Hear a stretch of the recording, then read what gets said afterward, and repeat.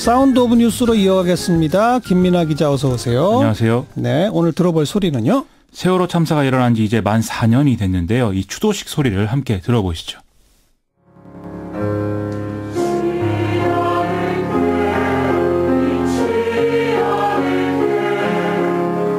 오늘은 특별한 4월 16일입니다. 오늘은 새로운 시작을 위해 또 한 번 아픈 이별을 하는 날입니다.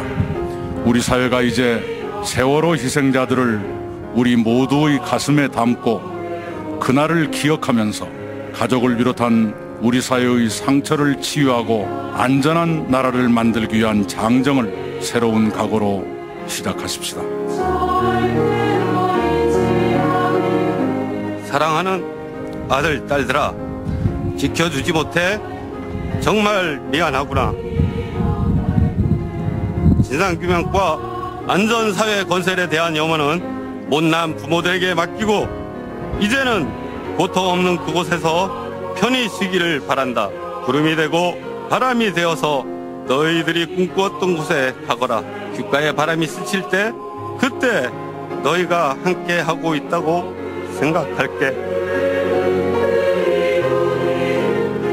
네, 오늘 그리고 합동 연결식도 진행이 됐죠?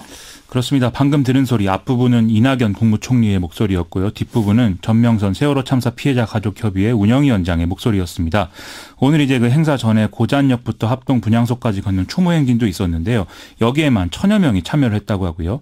또 안산 화랑유원지에서 열린 이 정부 주관 합동 연결 추도식 행사장에도 5000여 개 좌석이 가득 찼고 그 주변까지 쭉 이제 그 사람들이 있는 그런 이제 상황이었다고 합니다. 예. 방금 이낙연 총리 발언도 들었는데 오늘을 끝으로 합동 분향소는 철거될 예정이고요. 이 철거 후에 그 현장은 주차장으로 원상복구될 예정이라고 하고 화랑유원지에 추모 공원이 조성될 예정이라고 합니다. 네. 그리고 지금 세월호 바로 세우는 일 이제 곧 시작된다죠? 이 현재 세월호 목포신항의 옆으로 누워있는 그런 상태인데요. 세월호 선체조사위는 18일 선체를 바로 세우기 위한 일정을 발표할 계획이라고 합니다.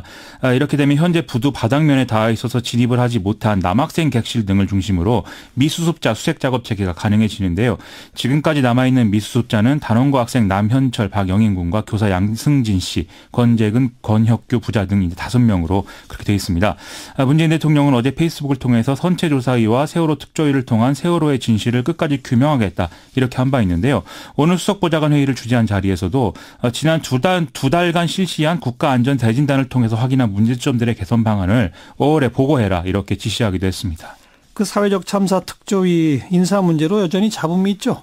자유한국당이 황전원 상임위원을 추천한 것에 대해서 유가족들이 반발하고 있는 그런 상황인데요.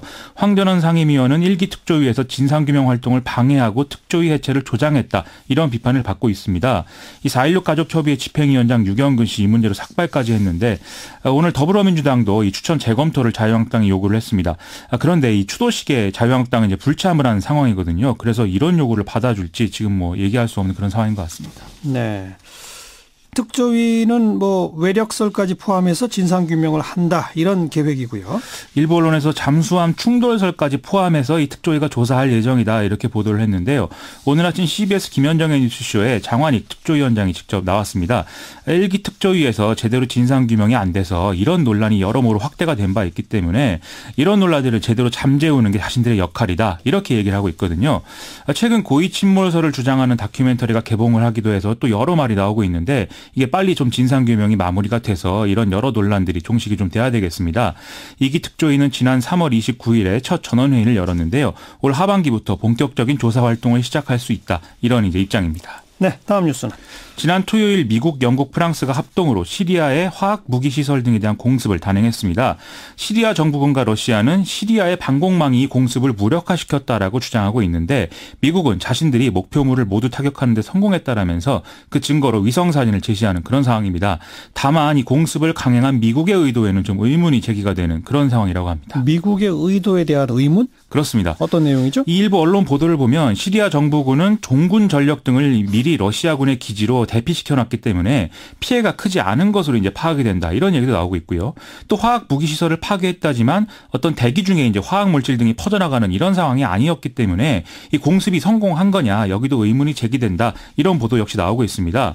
트럼프 대통령이 공습 다음 날 트위터에 임무를 완수했다 이렇게 썼는데 이걸 두고 뉴욕타임스가 임무가 정확히 뭔가라고 이제 되묻는 이런 상황도 있었는데 완수했다는 게 뭘 완수했다는 거냐? 그거죠? 그렇죠. 이게 이제 트럼프 정부의 어떤 그 중동에 대한 어떤 그 해법 이런 것들이 뭐 좌충우돌이다 이런 지적이기도 하고요. 또 시리아 내전에 깊숙이 개입하는 거에 대해서 국민 여론이 좋지 않다 이런 의미도 있다는 것이거든요. 이런 분위기 때문에 도널드 트럼프 미국 대통령도 최근에 시리아에서 철군한다 이런 얘기를 한 바도 있는데 예. 갑자기 공습을 강행을 한 거니까 뭔가 국내의 정치적 문제로부터 시선을 돌리기 위한 거 아니냐 이런 얘기까지 나오고 있습니다. 이게 뭐 강대국들의 힘겨루기가 본질이다 이런 분석도 나오죠. 포린 폴리시 이런 이제 분석을 보면 시리아 내전이 미국과 러시아의 대리전이 됐다. 이러면서 신냉전 이런 표현까지 나올 정도라는 건데요. 크게 보면은 러시아와 시리아 정부군 그다음에 시아파 맹주라고 불리는 이란이 지금 한편인 그런 상황이고 미국 및 서방 국가들 여기에 이스라엘, 사우디아라비아가 시리아 반군 일부와 또 한편인 그런 모양새라는 겁니다.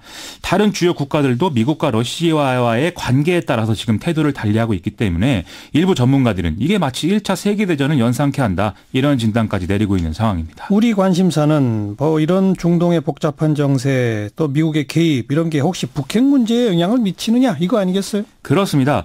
북한도 따지자면 시리아의 우방국이다 이렇게 볼 수가 있겠는데요.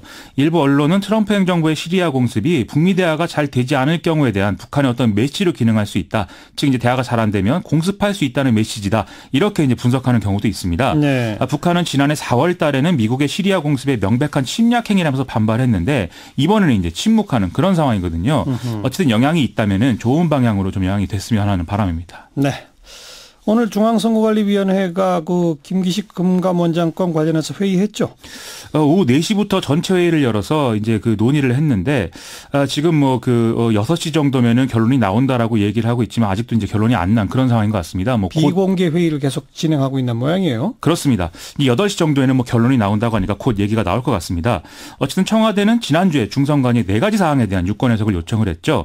쟁점은 남은 국회의원 후원금을 자신이 속한 모임인 더 좋은 미래에 기부한 행위, 그리고 피감기관의 돈으로 해외 출장을 간 행위, 여기에 보좌진을 대동한 행위, 그리고 출장 일정에 관광을 포함시킨 행위, 이게 이제 위법한 바가 있느냐라고 이제 묻는 그런 것이었습니다. 중선관위가 이제 논의하고 있으니까 좀 지켜봐야 될 것 같습니다. 네. 선관위가 이건 위법이다 이게 판단되면 물러나는 거죠. 대통령이 그렇게 얘기했으니까. 그렇습니다. 문재인 대통령이 김기식 금감원장의 행위에 위법이라는 판정이 있거나 당시 국회 관행에 비춰 평균 이하의 도덕성으로 판단이 되면 사임토록 하겠다. 이렇게 얘기한 바 있죠.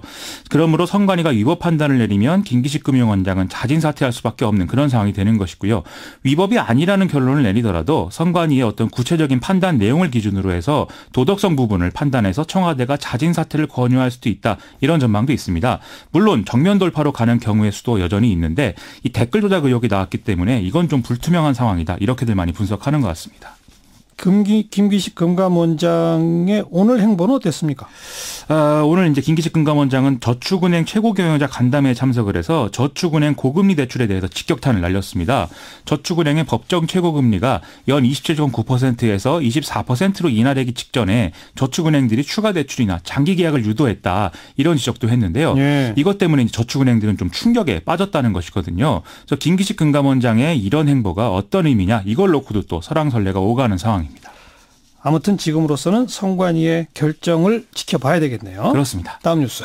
수사와 재판을 모두 거부해온 박근혜 전 대통령이 항소 포기서를 제출했다고 합니다. 포기했군요. 그렇습니다. 앞서 박근혜 전 대통령은 항소 기한인 지난 13일까지 항소장을 내지 않고 있었던 상황인데 다만 동생인 박근영 씨가 대신 항소장을 제출을 했죠. 이 형사소송법에는 피고인의 배우자나 직계 친족, 형제, 자매 또 1심의 대리인이나 변호인이 피고인을 위해서 상소할 수 있도록 되어 있는데요. 다만 상소는 피고인의 명시한 의사에 반해하지 못한다. 이렇게 되어 있다는 것이거든요. 그래서 오늘 박근혜 전 대통령이 포기서를 통해서 항소할 의사가 없음을 분명히 하면서 이 박근영 씨 간의 항소장은 효력이 사라졌다는 얘기입니다. 그래도 재판은 계속되죠? 검찰이 항소했으니까? 그렇습니다. 검찰의 항소 이유를 중심으로 심리가 진행될 예정인데요. 지금 검찰은 이재용 삼성전자 부회장의 경영권 승계를 위한 부정한 청탁의 존재를 인정하지 않은 1심 판결에 대해서 강력히 반발하고 있는 상황입니다. 박근혜 전 대통령은 재판 출석을 하지 않을 것으로 보이는데 이렇게 되면 2심 판결은 박근혜 전 대통령에게 유리하게 나올 가능성이 사실상 없어졌다. 이렇게들 법조계는 보고 있는 상황입니다. 네, 뭐 그걸 예상했지만 나는 항소 포기한다 이런 거겠죠. 그런 셈입니다. 수고하셨습니다. 고맙습니다. 김민아 기자였습니다.